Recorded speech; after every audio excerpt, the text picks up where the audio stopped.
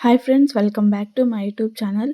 ఈరోజు రాజమండ్రిలో ఉన్న మహాకాళేశ్వర టెంపుల్ గురించి కంప్లీట్గా ఎక్స్ప్లెయిన్ చేస్తాను.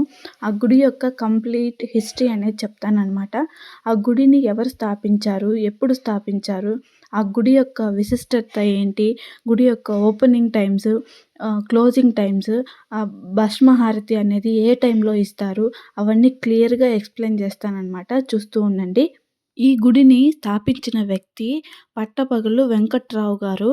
ఈయన ఒక ట్రస్ట్‌ని కూడా నడుపుతున్నారనమాట. రోటరీ చారిటబుల్ ట్రస్ట్ అనేది నడుపుతున్నారాయన. ఈ గుడి స్థాపించింది అతను, ట్రస్ట్ కూడా నడుపుతున్నారనమాట. ఈ గుడి ఎస్టాబ్లిష్ చేసిన ఇయర్ వచ్చేసి ఏప్రిల్ 2022 అనమాట.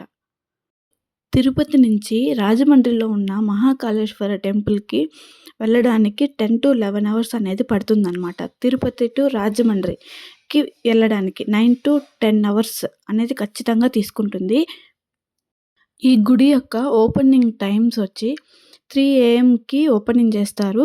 12కి క్లోజ్ చేస్తారనమాట. మార్నింగ్ టైమింగ్స్ ఇవి. ఈవినింగ్‌లో 4:30 PMకి ఓపెన్ చేస్తారు. 8:30 PM వరకు ఓపెనింగ్‌లో ఉంటుందన్నమాట. ఇది గుడి యొక్క ఓపెనింగ్ టైమ్స్. రాజమండ్రిలో ఉన్న మహాకాళేశ్వర టెంపుల్‌కి 2 ప్రసిద్ధతమైన విషయాలు ఉన్నాయి. ఫస్ట్‌ది వచ్చేసి ఈ మహాకాళేశ్వర టెంపుల్‌ని సెకండ్ ఉజ్జయిని అని కూడా పిలుస్తారంట. సెకండ్ వన్ వచ్చేసి మన సౌత్ ఇండియాలో భస్మహారతి ఇవ్వడంలో ప్రాధాన్యత కాంచింది అని చెప్పచ్చు. ఈ భస్మహారతి అనేది 4-6 గంటల మధ్యలో ఇస్తారనమాట, మార్నింగ్ టైమ్స్‌లో. ఈ వీడియోలో నేను ఒక పిక్ యాడ్ చేశాను. నల్ల రాతితో చేసిన ఒక స్తంభం లాగా ఉంది. ఆ స్తంభం పైన ప్రతి ఒక్క నక్షత్రం పేరు రాసినారనమాట. ఆ పేరుకి ఎదురుంగా ఒక దీపారాధన చేయడానికి ఒక దీపారాధన లాగా పెట్టున్నారనమాట. మన నక్షత్రం దగ్గర మనం దీపారాధన చేసుకోవచ్చు. అంత పర్టిక్యులర్‌గా చేసున్నారనమాట అది. ఒకసారి చెక్ చేయండి. వీడియో స్టార్టింగ్‌లోనే పెట్టున్నాను ఆ ఫోటోని. ఆలయం మధ్యలో శివలింగాన్ని ప్రతిష్టాపన చేసున్నారనమాట. ఈ మధ్యలో శివలింగం ఉంది. 4 సైడ్స్ ఎంట్రీ ఉందనమాట. మనం ఏ సైడ్ నుంచి వెళ్ళినా దేవుని దర్శనం చేసుకోవచ్చనమాట. అంటే ఏ ఆలయంలో అయినా ఎంట్రీ అనేది ఒకటే ఉంటుందనమాట. కానీ ఈ ఆలయంలో మాత్రం 4 సైడ్స్ మనం ఏ సైడ్ వెళ్ళినా దేవుని దర్శనం చేసుకోవచ్చు. ఈ గుడి చుట్టూరు దగ్గర ఒక 55 దేవుళ్ళ విగ్రహాల్ని పాలరాతితో చెక్కి పెట్టున్నారనమాట. ప్రతి ఒక్క దేవుడిని విత్ నేమింగ్‌తో సహా ఇచ్చి పెట్టున్నారనమాట.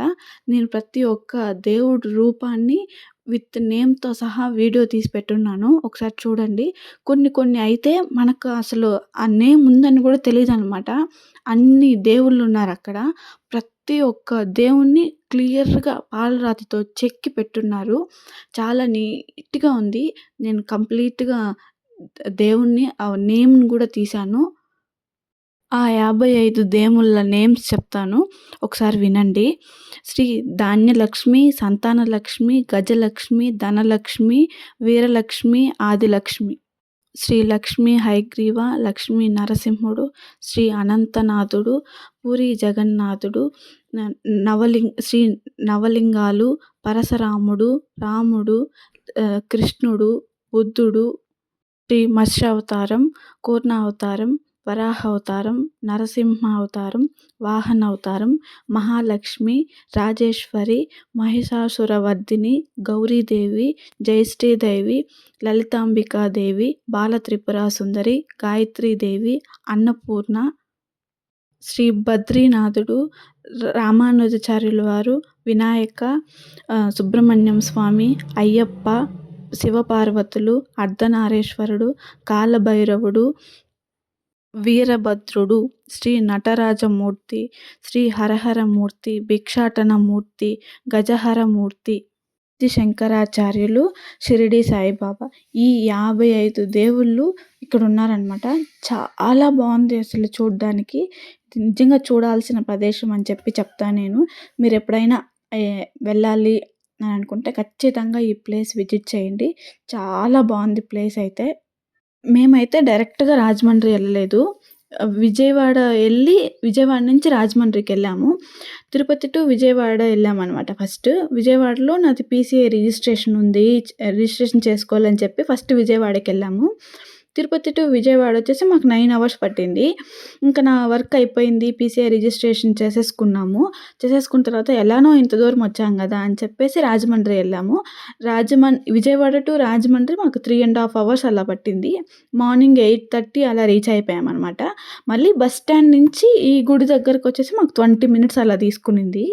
అంటే బస్ స్టాండ్‌లో దిగేసి మనమేం అంటే ఎలా ఎళ్ళాలి అని భయపడాల్సిన అవసరం ఉండదు. ఎప్పుడు 24/7 ఆటోలు తిరుగుతూనే ఉన్నాయి. అక్కడ త్యాగరాజ నగర్‌లో ఉన్న మహాకాళేశ్వర టెంపుల్‌కెళ్ళాలి అంటే వాళ్ళే తీసుకెళ్ళి దింపేస్తారనమాట.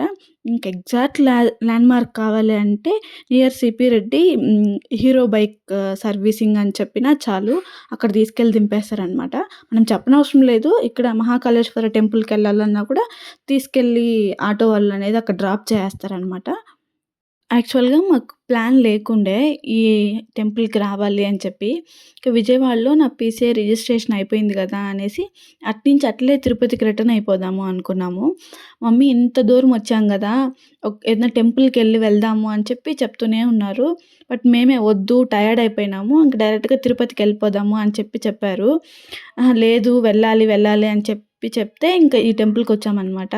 టెంపుల్‌కి ఎంటర్ అవ్వంగానే నేను మమ్మీకి చెప్పాననమాట. మమ్మీ నువ్వు ఫోర్స్ చేయకోకుండానంటే ఇంత మంచి టెంపుల్‌ని చూసేటందుకు మిస్ అయిపోయిండు మమ్మీ అని చెప్తూనే ఉన్నాను. ఇంక అసలా గుడిలో నుంచి బయట రావాలనిపించట్లేదనమాట. గంట సౌండ్ వినిపిస్తూనే ఉంది. ప్రతి విగ్రహం దగ్గర ఇది గంటుందనమాట. ఇంకా వాయిస్ ఓవర్ ఇవ్వాలని నేను మ్యూట్ చేశాను ఆ సౌండు. ఎంత పీస్‌ఫుల్‌గుందంటే కూర్చొని విందామా ఇంకా కాసేపు కూర్చుందాము అనిపిస్తాంది. ఇంకా రావాలని చెప్పి వచ్చామనమాట. That's all guys. Thank you so much.